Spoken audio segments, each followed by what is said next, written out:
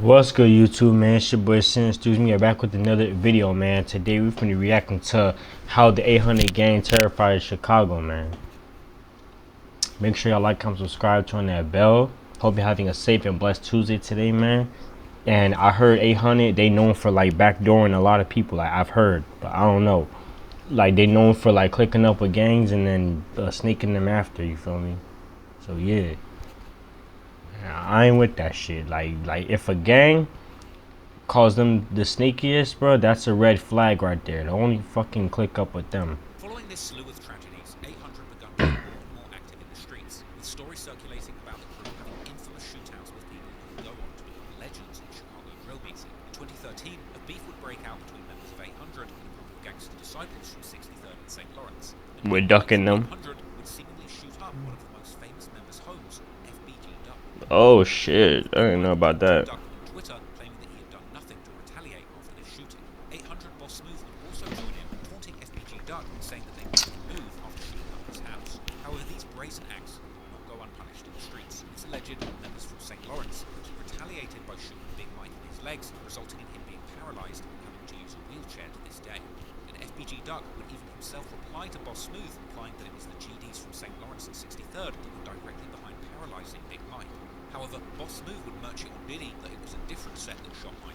One popular rumour is that the shooting was actually carried out by another set called TYMB, who may well be responsible for the paralysing of Big Mike. Regardless, the exact cause of this injury would indeed remain a mystery, and despite having feuds with numerous dangerous street gangs in their area, 800 would continue to dish out violence themselves. 2013 was the year that 800 began their spree of violence, leading to a savage reputation, with everything kicking off after a brutal altercation with a member of Mac Creek, the same gang Tommy in 2009. On September the 9th, 2013, a man named Alan Ross, known in the streets as Fish from Mac. I reacted to this story in one of my on one of my I think it was like around New Year's, but this is a long time ago. I reacted to the video of like one of the brutal deaths in Chicago. His was on that list. Alan Ross. That shit was insane. Like he got hit with a fucking boulder and shit or something.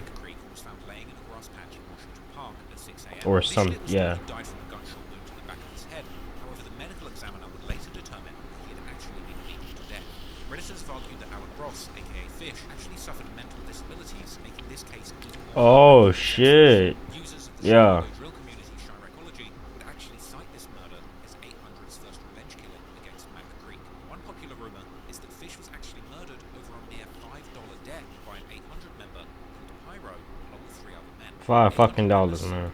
Proud of killing Fish, despite him seemingly not being much of a threat in the streets. Boss Smooth would later rap on his scathing diss track 61 Dead Ops, "We don't do no fighting, end up like Fish." However, the 800 member rumored to be responsible, Pyro, just 3 years later, in late May 2016, would suffer a brutal ending in scarily similar circumstances to what happened to Fish. That's wild, man. That's karma, man. Real name Kevin Larry, was in Washington Park, the very same park where Fish was killed, apparently playing dice with members from another gang called MOB when a dispute over a bet heated up. An MOB member by the name of Domo reported Pyro several times, leaving him dead.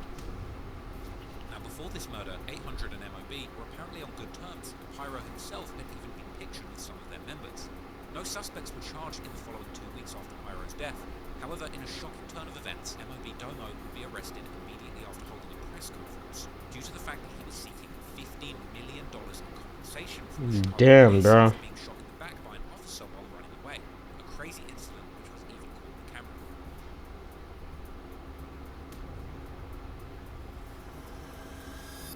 And the news would actually report that while Domo was literally waiting for an Uber after his press conference, the police would pull up and arrest him for the murder of Pyro. Really shouldn't have messed with the Chicago police. Domo was later sentenced to 50 years to life in prison for the murder of Pyro.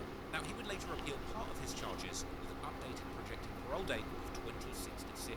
Prominent member 800 Lil Fats expressed his sadness after Domo received his possible sentence, as 800 members likely planned on killing him in retaliation, something which would be made much harder by him doing life in jail. Pyro's murder would cause a major split between the gangs MOB and 800, sparking a war that would later see a notable MOB member's funeral being shot up.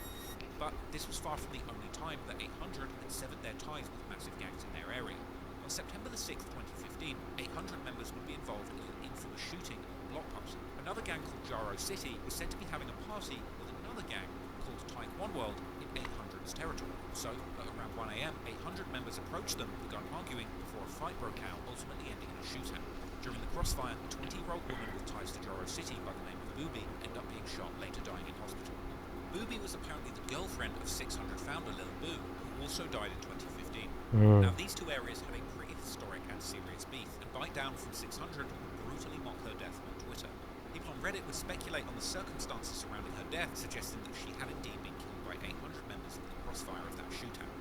Fast forward to 2018, and 800 were into it with pretty much all of the blocks surrounding them. Even their alliance with 051 Young Money would collapse after 051 linked up with TYNB, ending the alliance between 800 and Young Money. 800 would have the largest grudge against one gang in particular, MOB. Pyro was clearly beloved by his hood, even being memorialized in music. One example being Boss Move's Pyro-style series of songs, or surviving gang members constantly using the phrase on Pyro. So, 800 members would reportedly be looking for their revenge on rivals from MOB, with this grudge making the gang prime suspects in one of Chicago's most awful shootings. Dusky funeral. Oh yeah, Dusky the man. October 2018, MOB Dusky, rap name Dusky the Man, was murdered, allegedly, by 600 members. The following day, MOB members would retaliate, killing a 600 member by the name of Waldo. With intense Damn, y'all. on the Chiracology subreddit, this was indeed a revenge killing. MOB likely felt at this point that they had avenged their fallen brother. However, Dusky's funeral was set to be held on October the 22nd. This is when that funeral would be tragically shot up by numerous people with automatic rifles, leaving 6 people shot, with one being the most serious. One of these men was shot in the head. This person Dusky. infamous gangster cycle from St. Lawrence and Everhart Avenue. Many rumors were spread after the shooting, debating exactly who it was who could have been responsible. Dusky, MOB, and the GDs from 63rd and St. Lawrence had a lot of enemies in Chicago. Many have theorized that the shooters were actually O-Block and or 600 members who would shoot up the funeral as revenge for Waldo, with King Von from O-Block himself dropping Chris for president. the track Grandson for President, where he references the shooting of Wooski, rapping, "I've been killing stuff for too long, it's like I'm a veteran, Wooski got shot." They taking medicine anyway, GDK. Or on the song Back Again, where he raps that he might slide to funerals and shoot up everybody outside. However, many believe that it was actually 800 that might have been behind the funeral shooting, and much like O-Block's rappers, 800 members would leave many clues in their music relating to this shooting. 800 Fats would rap in his song Do Some, "You know I'm gripping my toolie," or run up on him, have him look at my wooski, slide to the funeral, and shoot some moving. And on the track Head Tap, Fats would also rap Up the Glock, with Head Tap, now he looking wooski slow. However, Lil Fats may not have been involved in the actual shooting, at least recordings from the day of the incident apparently labeled all the alleged shooters as having short dreads, and other 800 Short dreads. could well match this description, as has been theorized on Reddit. But regardless, it seems 800 was celebrating the shooting that happened. Shooting up this funeral is already an insane thing to do, but as dark and violence-fueled as 800's history is, nobody could have predicted the rampage that 2 of their members carried out in 2021, when in just one dark day, 4 people were shot, 3 people were killed, and the streets of Chicago were left terrified. Oh man, let me know what y'all think of that, man. I'm gonna react to the part where they were to the armored bank robbery. I'll react to that like some other time, like not right now. Or I'll probably actually do that tomorrow, if I get the chance to.